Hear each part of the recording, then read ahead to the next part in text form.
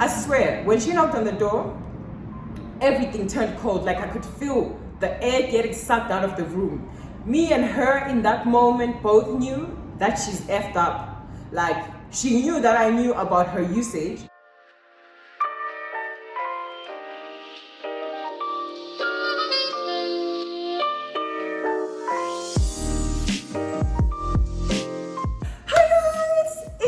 Noxie, and I'm back again with another video.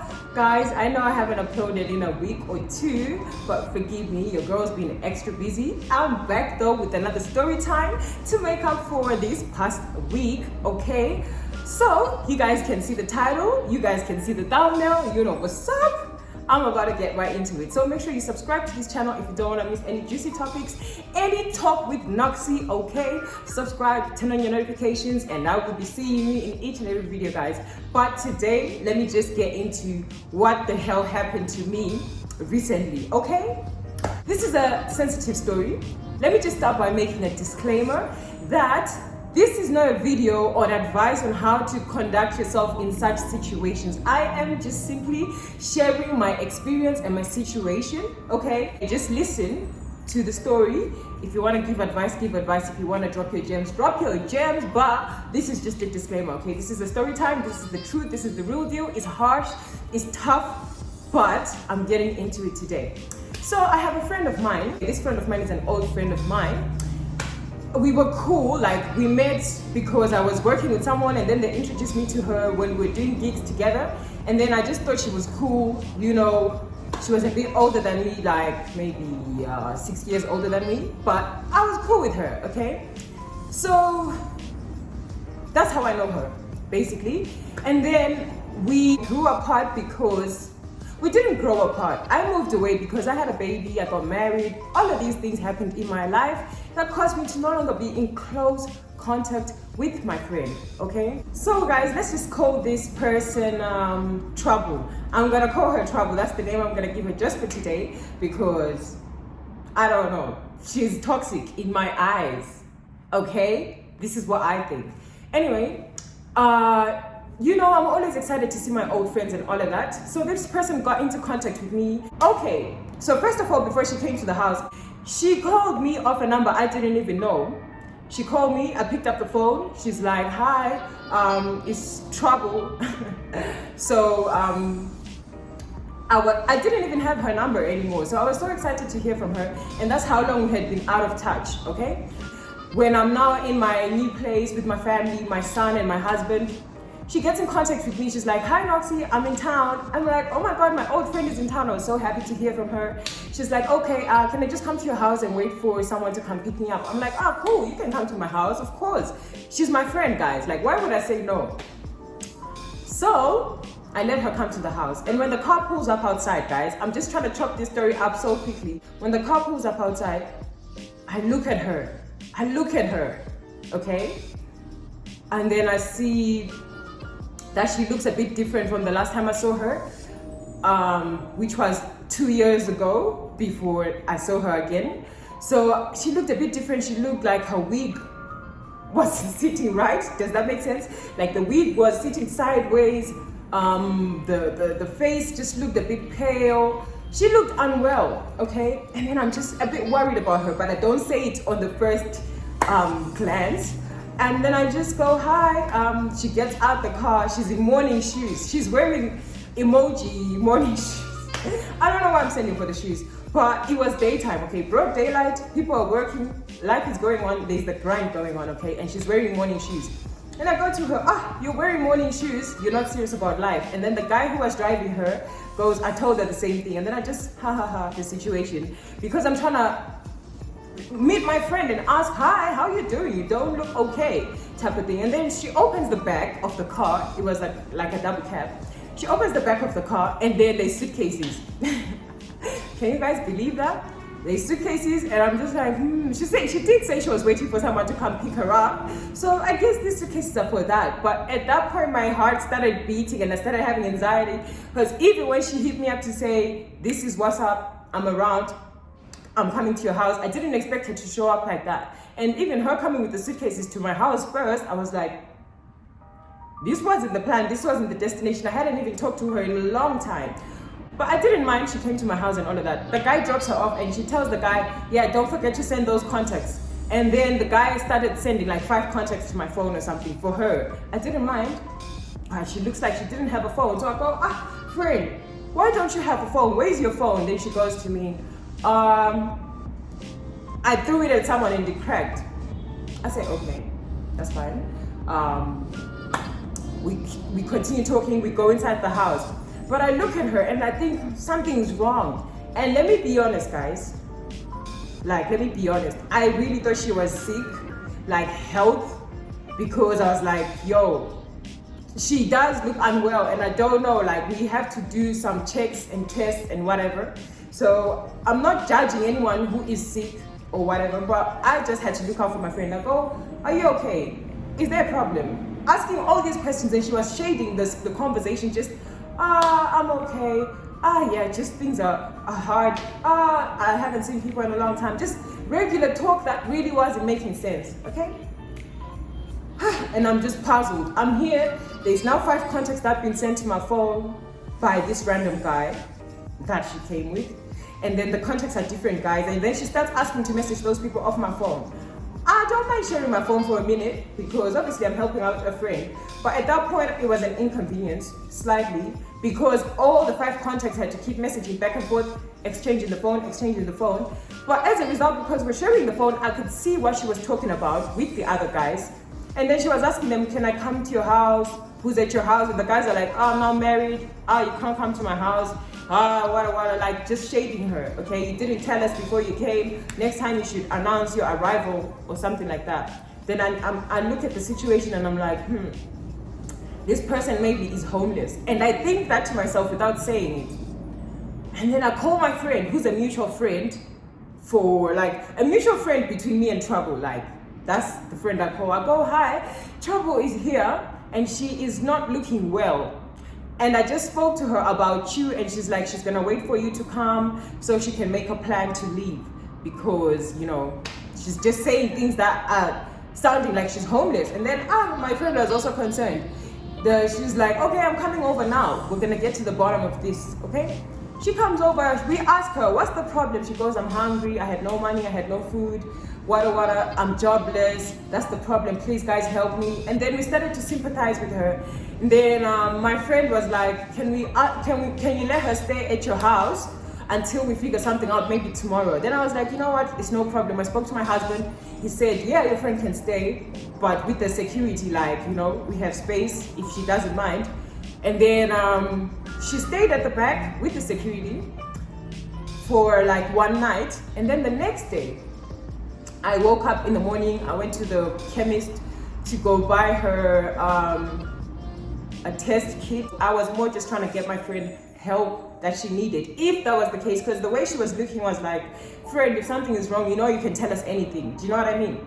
So I got the test, I tried to test her, and we couldn't even get the blood out, okay? We had to do several pricks to get the blood out, and she was pale, dry, everything. And the test came back, thank God.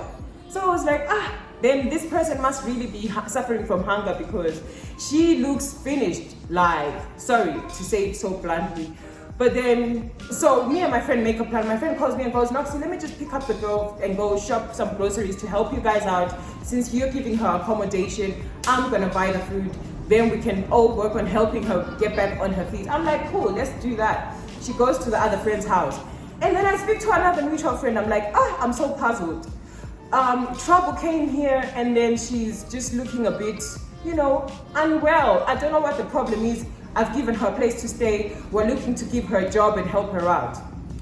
And then my friend says, listen, you don't know Trouble's using drugs. Imagine. I froze. I started having anxiety attacks. I started feeling my stomach hurt, everything. At that moment, I started having panic attacks. When I heard that, I couldn't believe it. At first, I was also in denial. I was like, could this even be true?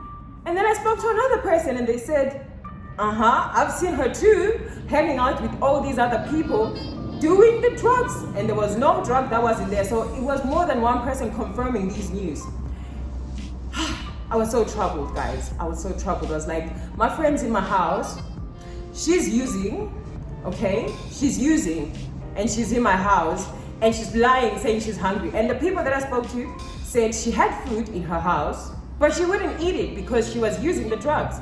And then also, let me just say, when I was talking to her again and I asked her the second time, so what happened to your phone? She's like, oh, well, a car reversed onto it, it fell and it cracked. And I'm like, no, because you've even given me 2 stories of what happened to your phone. How am I supposed to trust that anything you say is even true? Like, you're saying all these different things. It just didn't make sense, guys. And then while my friend is with her shopping groceries or whatever, I pick up the phone and I call her. I'll go, listen, I've just discovered that this girl that you're with right now is actually using drugs. And so, yeah, can we talk about that? And then she's like, are you sure? Are you sure it's not just hearsay or whatever? And I was just like, it's not even worth me risking finding out the hard way, because I believe people that have the drug problem need rehabilitation, need family support, and that I couldn't provide. And also I have a 2-year-old son in my house. I'm not exposing him to any form of drugs. So I was just so puzzled, guys. I was like, oh my God, I cannot deal with this right now. This is not what I need to be doing. I need to be growing, taking care of my son, making sure my family is okay. As soon as a person that's using drugs is in your house, their friends that are also using drugs are gonna come and visit her at my house. You know, like, it just don't make sense. So I was just telling the other girl on the phone that was with her shopping groceries that she's not staying at my house tonight. She's not staying here because she's on drugs, okay? That's just it. And the job I wanted to give her is not there anymore. And that was quite heartbreaking to take back everything. I said, you know, like, I'm gonna help you, I'm gonna do this. But listen, I can't help that. I'm not a specialist. I don't specialize in that. Like, I can give you emotional support, but you will relapse, you will do crazy things. And even that morning when she came, you know, the first thing that she said coming in at the gate was, I'm so hungry. Then I was like, I didn't even cook, friend. You know, and I hadn't cooked. She's like, yeah, I used to cook for you, so you should cook for me. I'm like, of course, I don't mind. I cook for her. I gave her food. I asked her, so do you have a towel, water? She didn't even have. I had to buy her a toothbrush. So I'm like, what kind of life has she been living? What kind of life has she been making herself live? You know, guys, troubles happen to all of us. But there's something about looking after yourself in that time is so crucial. I've had to bounce back from the toughest situations. I had to pull myself out. I had to pull myself together, guys. I could break down and cry if I start going into those stories. But you don't give up on yourself like that. You don't neglect your body like that. You need to take care of your body. If you guys know me, you know I'm into fitness, health, wellness. I talk about my emotions. I cry if I have to. I vent. Everything. But neglecting myself. So I get that mental health issues are so hard. But if you do feel depressed, get help, get therapy, something. But she chose the drugs. And the way she looked so thin, guys, like, is that the right word to say? Is it skinny? She was not the same person I saw 2 years ago. Like I'm saying, I was with her 2 years ago and she looked well. She looked plumpy, yummy. She looked like my friend. And when she came back, she was just a shell. So I just want you guys to take away from this that self-care is not selfish, okay? When you feel stressed out and you're feeling like you're burning yourself out looking after other people, take time for yourself, look after yourself. Because it's not worth it. It's not worth her losing herself like that, okay? And trouble, if you're watching this right now, you know, I'm your friend, I love you. But because you are not willing to come clean about the situation to me, I am not ready to deal with that type of situation. So, I was gonna ask her about the situation together with my other friend before she came back from the grocery shopping. So I had told my friend, when you come, we're gonna talk about it, okay? And then my friend dropped her off and then she knocked on my door. I swear, when she knocked on the door, everything turned cold. Like I could feel the air getting sucked out of the room. Me and her in that moment both knew that she's effed up. Like she knew that I knew about her usage, but she didn't say so. But I could tell in her face that she had the guilt. And then she put her groceries down. She was like, this is for you. I said, no, sweetheart. This is for you. This was bought for you. All these toothbrush, self-care things, food, all of it is yours. it's okay. Just hold on a second. I'm gonna find you a place to stay, okay? I found her a place to stay. I took her to was it a hotel or a motel? I took her there, I paid for it. And then I told her, you know, I wish you well. Because at the end of the day, I wasn't even ready to start hearing the denial stories. Because my other friend told me when she asked her, I'm hearing that you're using drugs. She's like, people are crazy. So I'm like, if you're in denial, I'm not there to help you. I'm not gonna save you. You don't wanna talk about it. And she came to my house, tried to give me the groceries. I said no, took her somewhere else to stay there. And then the next day, I guess that was her checkout time, you know. Also, I mentioned that she didn't have a phone, but she said to me she had her SIM card, so she had contacts. That's how she found my number to call. So I was like, sis, you're grown. If you found my number to call me, you gonna find another person's number. And furthermore, here's money to go home. I gave her money. I gave her the accommodation for one night to sort herself out. And I was like, I've got my son to take care of. I'm out of this mess. Then the next day I heard she came to my house when I wasn't home, tried to tell my husband that she wants to come in and use the wireless to get her contacts off iCloud or something. And then my husband was just like, you know what, Noxie's not home. I don't want any trouble. You know what I'm saying? Oh, and your trouble. And then I told my husband on the phone, look, give her this money, give the driver of the car the money and tell them to take this girl to the home bus stop or to tell her to go home, okay? That's the best thing I could do for her. I was like, you got money, I've given you money. If you go use this money to buy your next fix, it's your own fault, friend. And I hope you get your life together. But one thing I'm not gonna do is subject my child to toxic substance because I love you. I was willing to help her on the condition that she was really hungry, jobless, suffering. But if you're choosing to go down the route of using drugs, I cannot be there like that. Please seek help, seek rehab. Talk to your parents, talk to someone. It's gonna be hard. But the life you're choosing to go, that path leads one way. You might accidentally overdose. So it's not worth it. So for me, I was just like, I didn't want her to even overdose in my house. Imagine that. She could overdose in my house and then something happens to her, God forbid she dies, but it would be my fault because I let it happen. So I was just like, listen, friend, sort your life out. So guys, this is a tough story. If I missed any details, I will do a part 2 of this story to tell you guys the intricate details. But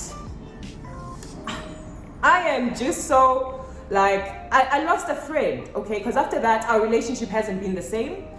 Oh, and did I mention that I later saw her posting on WhatsApp, meaning she eventually found a phone and found a way to stay alive. So I'm like, good, she's finding her way in life and navigating a path. So that means she's not dead, she's safe wherever she is. If you guys are wondering what happened to her, she's okay. But even from my WhatsApp, I have personally removed her until further notice because I just don't want to deal with that. I'm not ready to deal with that problem. So guys, like I said, this is not advice on how you guys should handle situations.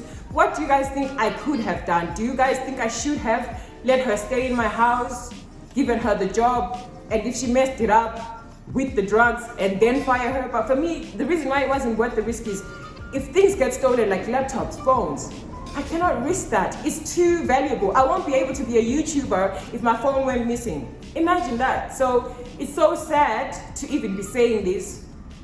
But yeah, this is what happened in my life recently. Thank you so much guys for watching Storytime with Noxie. I hope you enjoyed this video, but there's nothing really enjoyable about it. And I just hope you can learn to look after yourselves and you can learn to prioritize your health, your mental health. Set boundaries, set healthy boundaries for yourself. Don't let people stress you. Don't let friends pressure you into taking the wrong substances, okay? If you're a youth, look after yourself, okay? Because addiction is very hard to combat. So yeah, maybe I'm not the one to even speak about this topic because I'm not an expert with this drug problem. So that's why I advise seeking professional help, because me, I feel like it's just beyond me. So guys, it's your girl Noxie. Thank you so much for chilling with me today. Thank you so much for listening to my story time. Thank you so much for subscribing. You guys are so loyal, the realest and the best, guys. I love you so much, and I will see you in my next video.